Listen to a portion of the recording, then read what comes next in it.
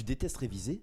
C'est normal, moi aussi pendant 5 ans de médecine, jusqu'à ce que je comprenne pourquoi. Car il existe une différence majeure que tu peux maîtriser dès maintenant pour ne presque plus jamais détester tes révisions. C'est de la psychologie comportementale, aujourd'hui on va parler du principe de la perception de soi de Daryl Bem.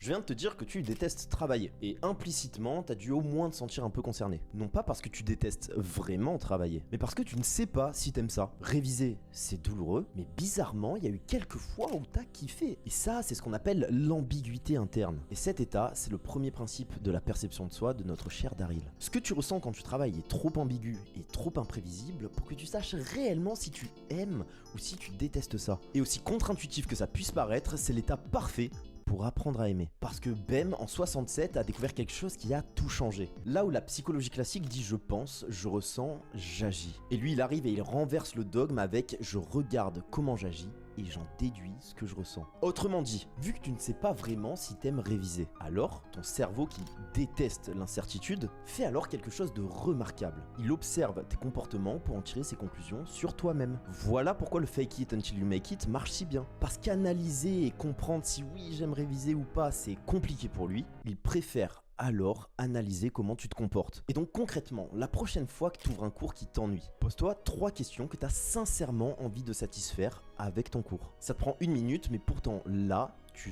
vas chercher l'information. Et ton cerveau, lui, il va observer ton comportement et en déduire « je me comporte comme quelqu'un d'intéressé là, je dois donc être intéressé. » Et ton cours va naturellement devenir plus intéressant. C'est pas de la motivation, c'est de l'ingénierie comportementale. Parce qu'en vérité, tu ne détestes pas réviser. T'as juste jamais appris comment te comporter pour que ton cerveau construise l'intérêt de lui-même. Si tu ne veux pas que je t'envoie une partie du process que j'utilise avec mes propres élèves pour les faire sortir du mode survie et passer au mode performance, ne commente pas système, parce que je risquerais de t'envoyer des trucs cool en message privé. Et si t'as détesté viscéralement cette vidéo, eh bien peut-être que tu ne la détestes pas réellement. Alors abonne-toi et regarde ce qui se passe ensuite.